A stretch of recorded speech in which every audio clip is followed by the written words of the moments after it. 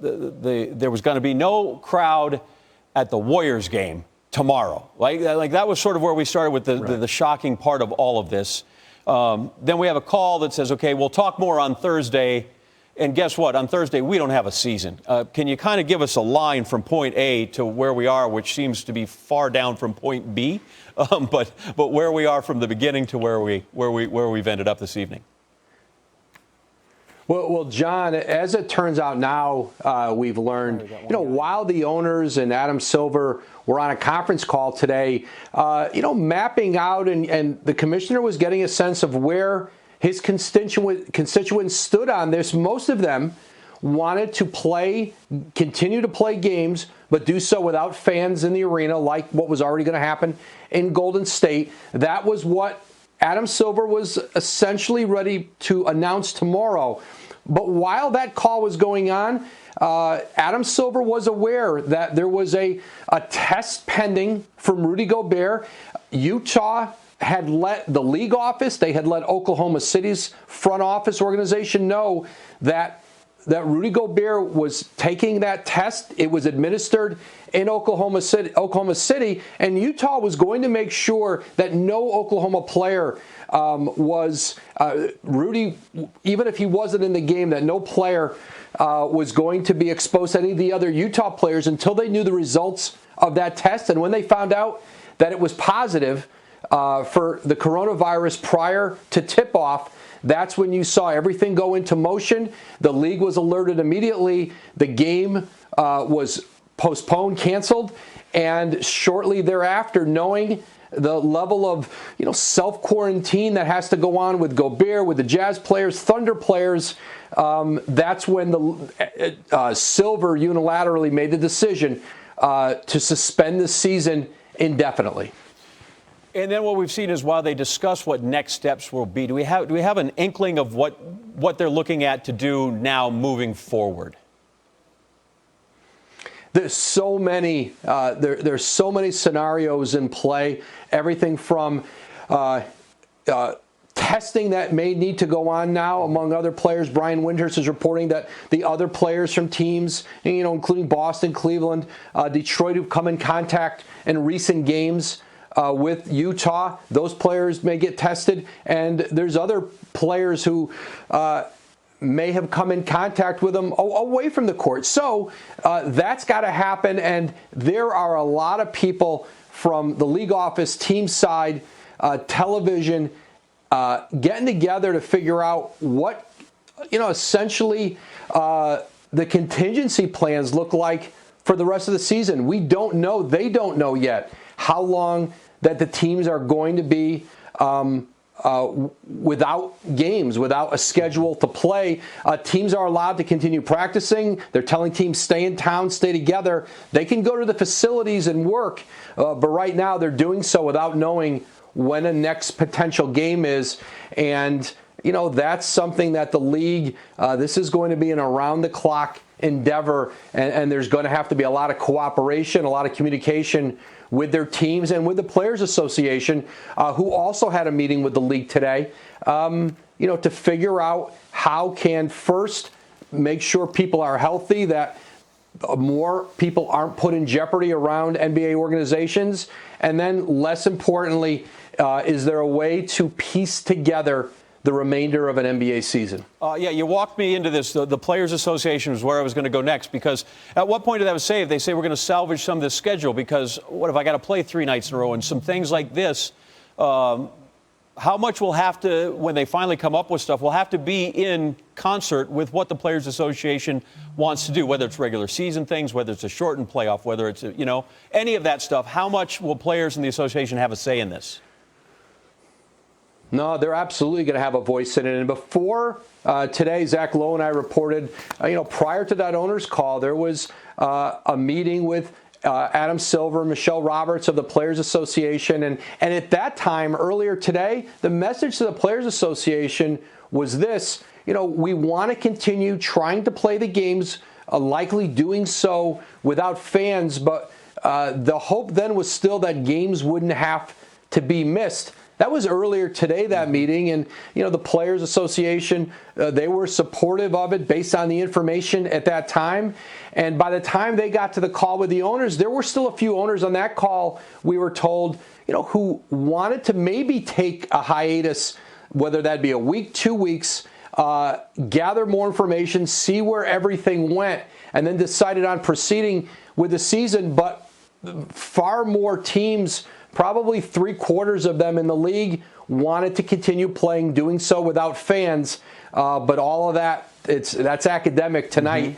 The league is suspended, and the NBA is trying now, to really enter into uncharted territory. And Adam Silver, his owners, there is a lot of work in front of them, short term and long term right now.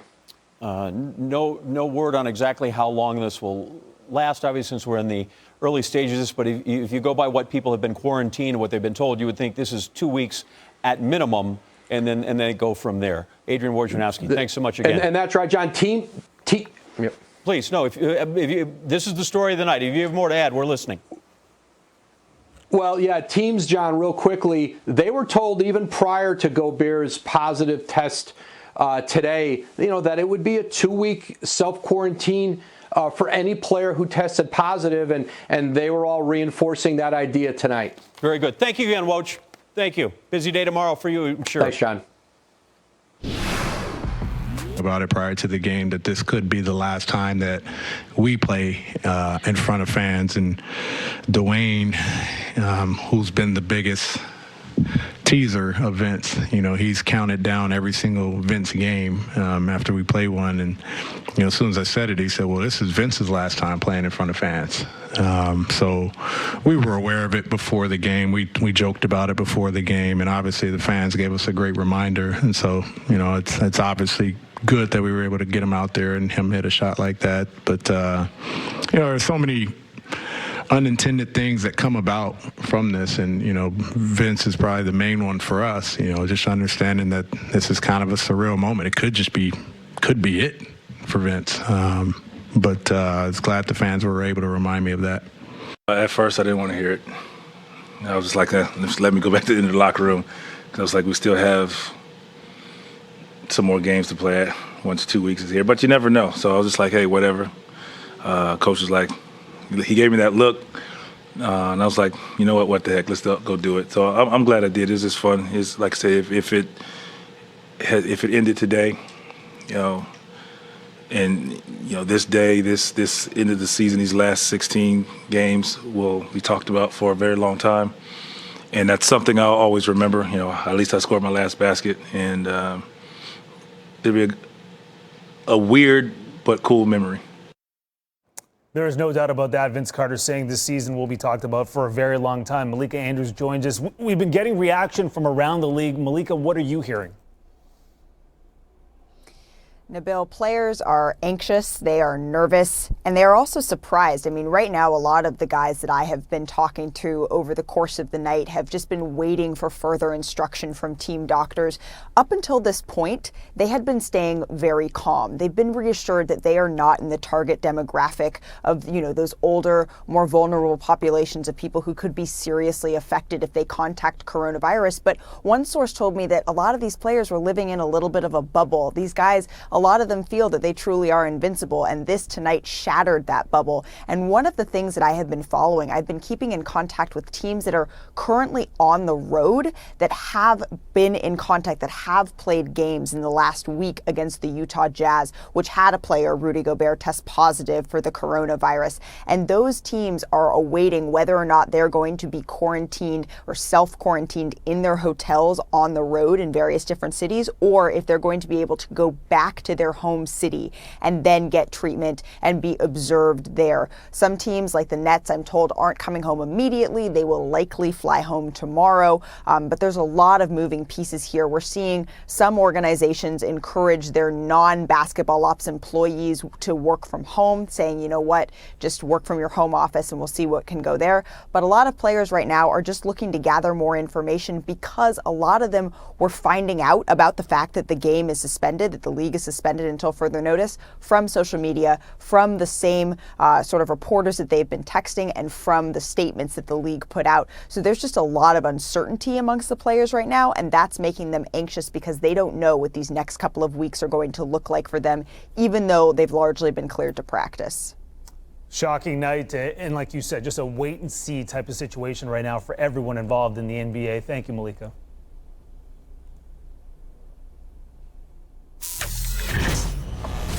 Still to come on SportsCenter.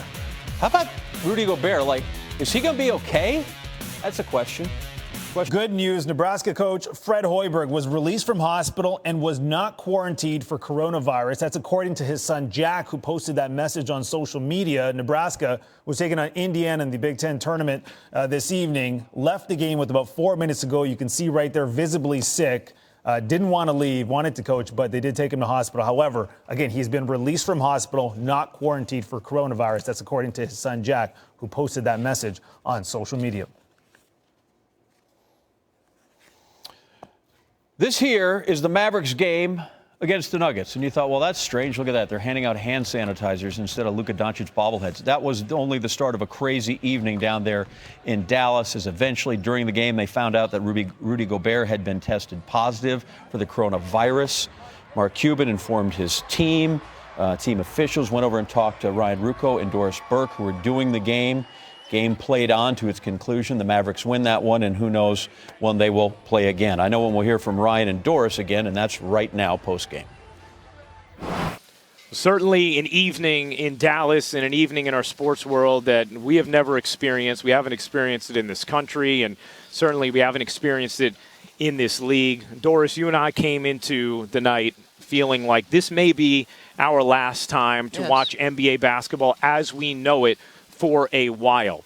But we obviously did not expect it to come to the screeching halt that it did when we learned that Rudy Gobert had tested positive for COVID-19 and that the NBA is going to halt action beginning with games tomorrow. You know, I think like most Americans, we are all reacting in real time as the news seems to change minute by minute. And you're right, we came in enthused, thinking let's celebrate the NBA for 48 minutes because we don't know what tomorrow is going to bring. And I had trouble concentrating in the aftermath of the news that Rudy Gobert had tested positive for the coronavirus. And I could not have been more impressed knowing that the players that were between the lines had at least some measure of understanding of what had transpired earlier and what would be happening moving forward. You know, Doris, there was certainly, even with that happening, a palpable energy in the air. We felt it traveling around this country over the last week or so. We certainly felt it going into the arena today. We showed you the Dallas Mavericks handing out hand sanitizer before the game. It's uncharted territory. You know, there's a real eerie feel to it. And for all of us, it's about being nimble and flexible with the times. Nobody wants to see NBA basketball go away, but when it comes to public health, everybody here at this point understands you have to do what's in the best interest of your citizens. And today, the NBA's hand was actually forced into a decision that maybe could have been kicked down the road a little bit further. Now, it obviously comes with the conclusion of games tonight. You know, I thought in the interview with Tom Rinaldi, Mark Cuban perhaps said it best. This is beyond basketball. It's beyond the financial implications. This is about the United States of America and the people of this country sort of coming together to sort of deal with what has been a very difficult situation and will continue to be. So we appreciate the fact that he did come on with us in a situation where there were supposed to be no face-to-face interviews and that kind of contact. So thanks to Mark Cuban. Certainly a unique, memorable evening in Dallas and across the NBA landscape and the sports world as COVID-19 will force the NBA to halt play moving forward.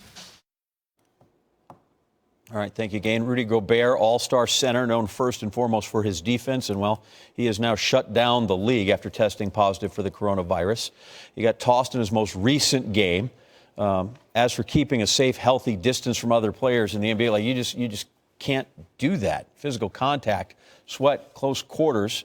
As we take a look at their schedule in their last 7 games, Brian Windhorst is reporting that the players that have played against the Jazz and Gobert over the last 10 days have been told to quarantine until further notice. Most people have been say to quarantine for 14 days. In this case, it was unspecified, but according to Wendy, players that have gone against the Jazz and Gobert should self-quarantine.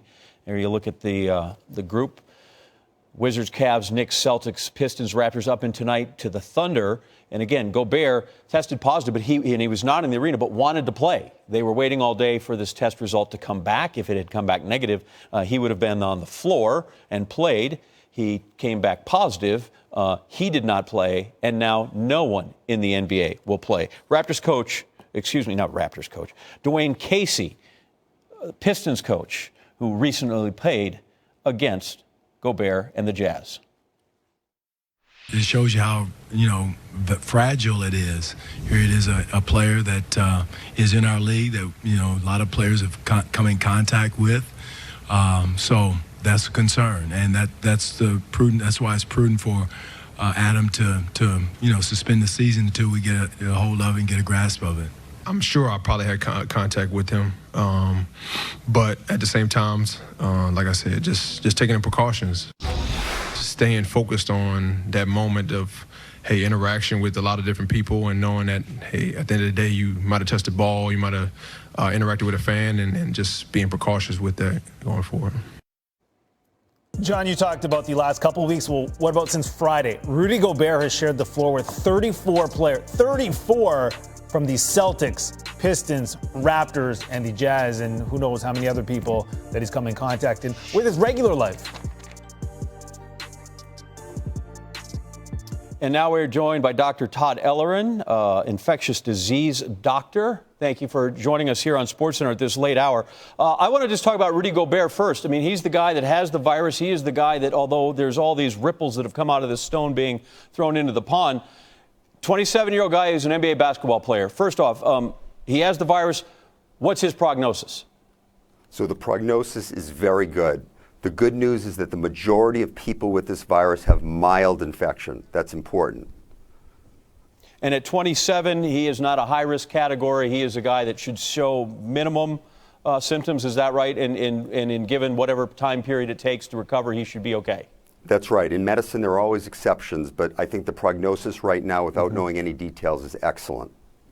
Right. What about now all the people he has had contact with, all the guys he has gone up against, specifically the ones on the floor, right? Because that's where you're battling and you're sweating and you're in contact and there are just real physical exchanges happening there.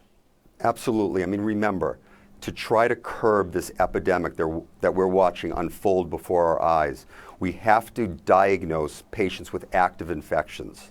We have to isolate them.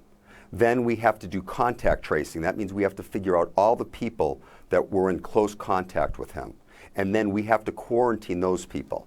Now, we assume that they are asymptomatic, but when someone goes into home quarantine, I want them to assume that they actually have the infection.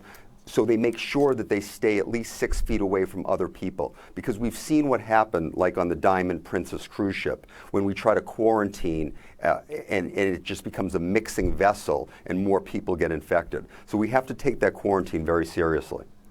Sports fans will go, my goodness, they've shut down the NBA season. That is extreme.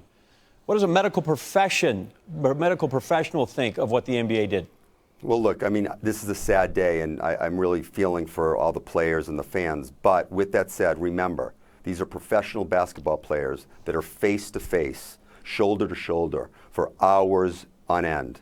That is literally like fuel for this virus to spread from person to person. I think the NBA made a tough decision. I think it was the right one. What about conferences and the NCAA tournament where they've decided, what if we play, but we just don't have fans there because they're not right on top of them? They're certainly, in most cases, 6 feet away from the action.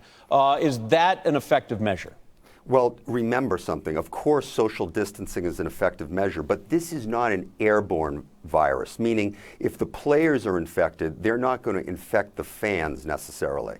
This is spread by close contact. So, if that were to happen, I think we would possibly see an outbreak among the NBA players. Mm-hmm. So what do you think of the idea of not having fans in an arena? Because what you just described there seems to be that's nice, but it doesn't seem to be doing much. Well, it's definitely one form of mitigation, right? Okay. I mean, if we're canceling mass gatherings, which that's an example of, Yep. you definitely will flatten the curve of this epidemic. Okay. Finally, let's just talk time here. The NBA says they're going to shut down and take some days to figure out what happens next.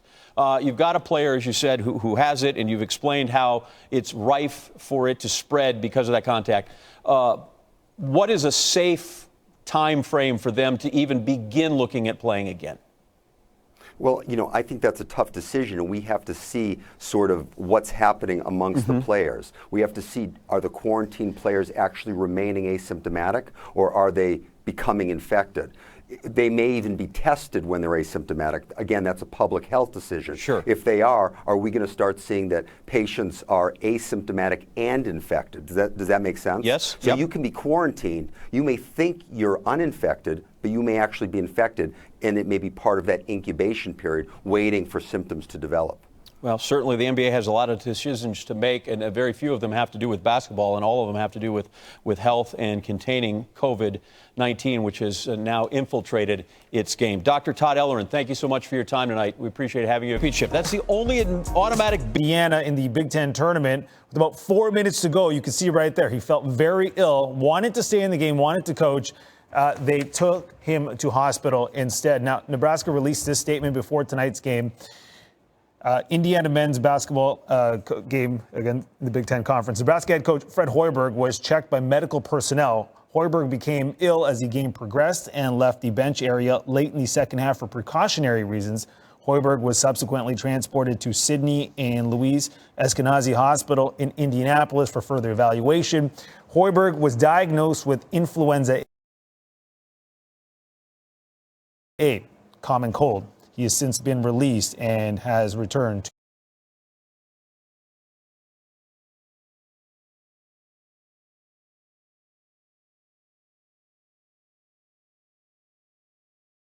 to the team hotel. Lots of twists, lots of turns on this night. That is great news right there. But again, to hear that the NBA has been suspended for now. It hits everybody in its own way, right? Many people have been concerned. They have seen it on the news, and until it affects them, like, wow, what if I don't fill out my tournament bracket, which seems mundane, but certainly reaches a lot of people. It doesn't become that real to them, doesn't hit home. Quick update from a senior staff member in the Oklahoma State government about what's happening with the Jazz players. The nurses have finished the process of testing them. They expect to have those in about 3 hours, those results. Right now, they're staying at the team hotel, or they're at the arena. They can't fly home yet. It looks like they may have to bus from Oklahoma back to Utah. There they are, still in the arena. They won't have a game to play for a while. Don't know when they will get home. What a day in the world of sports. More sports are coming up right now from Los Angeles.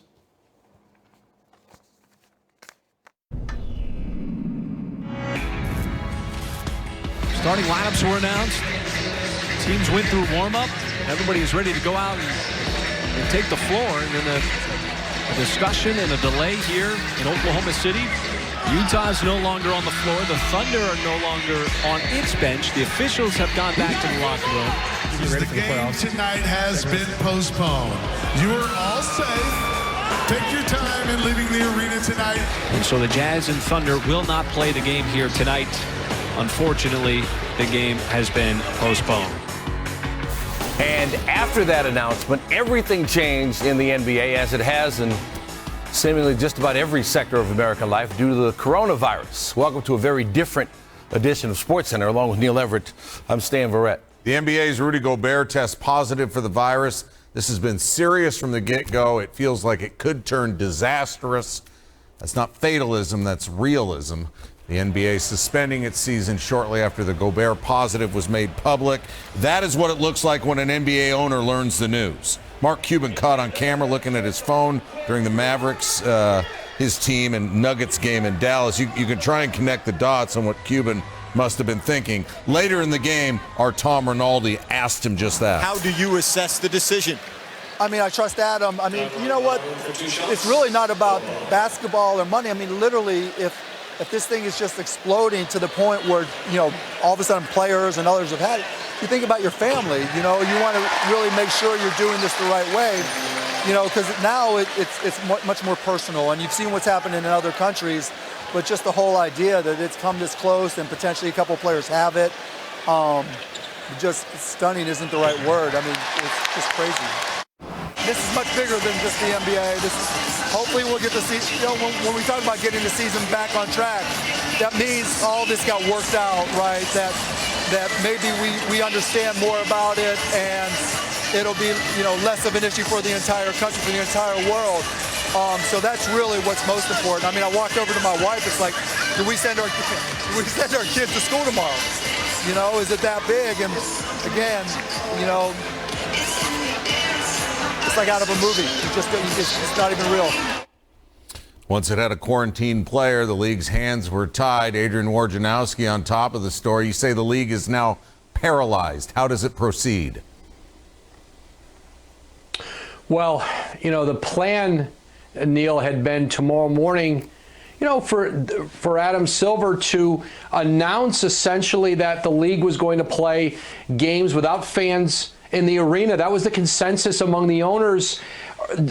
As late as this afternoon, they finished up a conference call around 6:30 or so Eastern time, and then everything changed with Rudy Gobert's positive test in Oklahoma City. The fact that both the Jazz, certainly the Jazz now are quarantined there, and other teams that they've played against in recent weeks, including New York and Cleveland, Boston, Toronto, those players are being asked now to self-quarantine, and you can't have a schedule of NBA games with or without fans when you have players in that kind of a lockdown. And so, you know, Adam Silver now, you know, they had looked at a lot of contingencies over the last weeks and certainly last days, everything from, as we talked about, going on a hiatus, which is what happens now, to is there a way once and if they are able to play again where they can use neutral site courts to play games in areas